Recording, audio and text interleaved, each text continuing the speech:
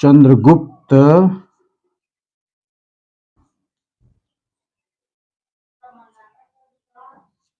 मौर्य। इनका इतिहास जो है बहुत स्वर्णिम इतिहास था। ये इनके समय में भारत के सभी राजा एकजुट होकर के चंद्रगुप्त मौर्य को अपना मेन सुप्रीमो मान लिए थे। राज उस समय भी बहुत थे, लेकिन सभी राजाओं ने आपसी सहमति से राजाओं के राजा महाराज इनको मान लिए थे। उसका कारण ये था कि उस समय चाणक्य थे जो अपनी नीति की वजह से सबको एकत्रित करके इनको जो है संपूर्ण भारत का महाराजा बना दिया था। बाद में इन्होंने चल करके आगे शांति का मार्ग अपनाने के लिए बौद्ध धर्म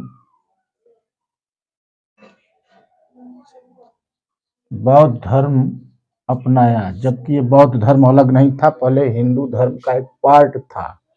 अब जा करके 90 के दशक में जो है सरकार ने इसको अलग धर्म घोषित कर दिया, नहीं पहले ये हिंदू का पार्ट ही था।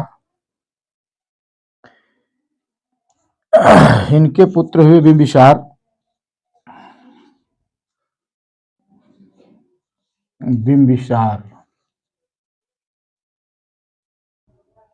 ये भी अच्छा राजा घोषित हुए।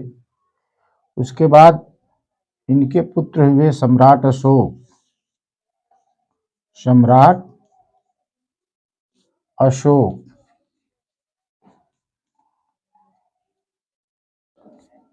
इनके समय में पूरा जो है राजकाज चरम पे था,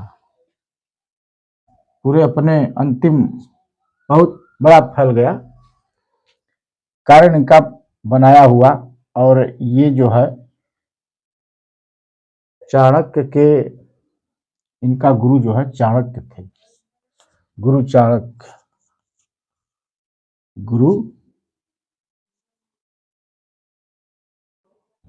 चाणक्य। इनकी वजह से ये महाराजा बने, छोटे छोटे राजाओं का महाराजाधिराज बने। वही जो है परंपरा यहाँ भी चली आ रही थी। बाद में ये भी नहीं थे, यही परंपरा, वही परंपरा यहाँ भी, और इन्होंने अपने से भी कुछ बढ़ाया, सम्राट अशोक जी। इसके बाद जितने भी राजा हुए इस वंश में, सब के सब एक प्रकार से बौद्ध धर्म अपना के शांति का मार्ग चुनने लगे और लड़ाई, मार झगड़ा, राज्य पर कब्जा करना, ये सब खत्म कर दिए। जब ये सब खत्म हो जाने के बाद बाहरी अब आक्रमणकारी धीरे धीरे चोंच मारने लगे। यमन आक्रमणकारी, ग्रीक आक्रमणकारी और भी कई आक्रमणकारी यहाँ आकर के आतंकवादियों की तरह बौद्ध मठों में बौद्ध का भेष धारण करके हथियार लेकर रहने लगे। और तो इन्हीं के वंश में आखिरी राजा हुए थे बृहद्रथ, आखिरी 10वां राजा, 10वें राजा थे। ये तो मेन 3 है, ये स्वर्णिम काल था इनका, लेकिन इसी में 10वें राजा थे बृहद्रथ।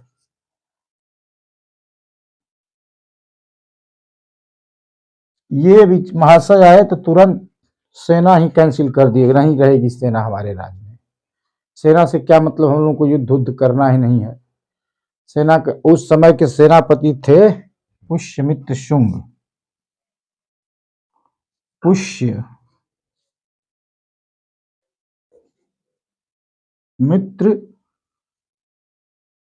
शुंग ये सेनापति थे।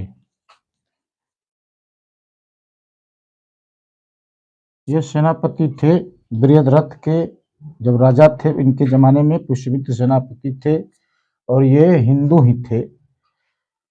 इन लोगों जैसा बौद्ध धर्म नहीं अपनाए थे, क्योंकि सेनापति थे, इनको युद्ध में जाना पड़ा, लेकिन वो भी कैंसिल कर दिए। और संयोग से ब्राह्मण थे, ये ब्राह्मण थे, ठीक ना। बाकी ये लोग को तो आप सब लोग जानते हैं, ये लोग क्षत्रिय थे, ये लोग क्षत्रिय थे। ठीक।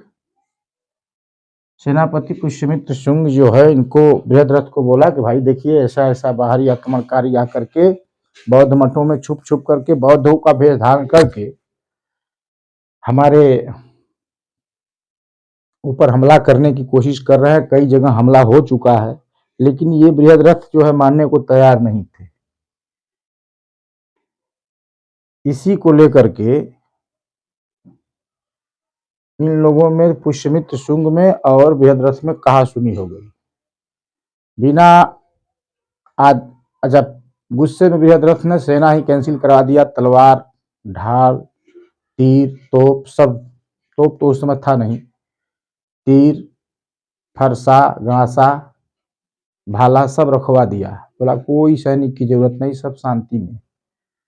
उधर आक्रमणकारी आक्रमण करने लगे तो ये जो है बिना ये पुष्यमित्र शुंग सेनापति बिना आदेश लिए ही जाकर के सभी छुपे हुए ग्रीक और यमन आक्रमणकारियों को ढूंढ ढूंढ करके बौद्ध मठ से निकाल के मारना शुरू किए और लगभग 3000 लोगों को मारे। वो थे आतंकवादी ही, छुपे थे बौद्ध के भेष में, लेकिन ये तो मारना शुरू किए। तब इनको खबर मिली तो इन्होंने विरोध किया। जब इन्होंने विरोध किया तो भरे दरबार में बृहद्रथ और पुष्यमित्र शुंग में युद्ध हो गया। और युद्ध इतना हो गया कि चूंकि बृहद्रथ कभी युद्ध करते नहीं थे, बिल्कुल मेमना जैसे थे पुष्यमित्र शुंग के सामने। एक ही वार में पुष्यमित्र शुंग ने बृहद्रथ का जो है प्राण ले लिया और सब लोगों ने वहां के सर्वसम्मति से, सबके समर्थन से पुष्यमित्र शुंग जो है राजा बने। इनके राजा बनने के बाद फिर से जो है सनातन धर्म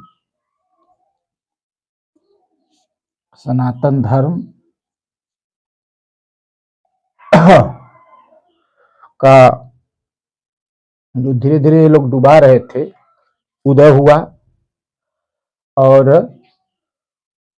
जा करके इन्होंने सनातन की बहुत रक्षा की पुष्यमित्र शुंग ने। इन्होंने यहाँ तक कह दिया था कि जो तिलक नहीं लगाएगा समझो वो कोई दूसरी धर्म का है, उसको भी मरवाना शुरू कर दिया। मतलब मिला जुला के तब जाके पुष्यमित्र शुंग और इन लोगों से भी ज्यादा पुष्यमित्र शुंग चूंकि राजा भी थे, सेनापति पहले थे, मतलब पराक्रमी ज्यादा थे, इसलिए सबसे स्वर्णिम काल पुष्यमित्र शुंग के समय में 185 ईसा पूर्व से लेकर के 73 ईसा पूर्व तक शुंग वंश ने राज किया। उस समय स्वर्णिम काल था। और बाद में इन्होंने अश्वमेध यज्ञ भी किया था। अश्वमेध यज्ञ ये जो है सनातन धर्म की सबसे बड़ी निशानी है, महाराजाओं की, चक्रवर्तियों की। तो ये तो सम्राट थे ना, तो चक्रवर्ती हो गए थे। पुष्यमित्र शुंग जो है एक प्रकार से चक्रवर्ती हो गए थे, चक्रवर्ती। तो इन्होंने अश्वमेध यज्ञ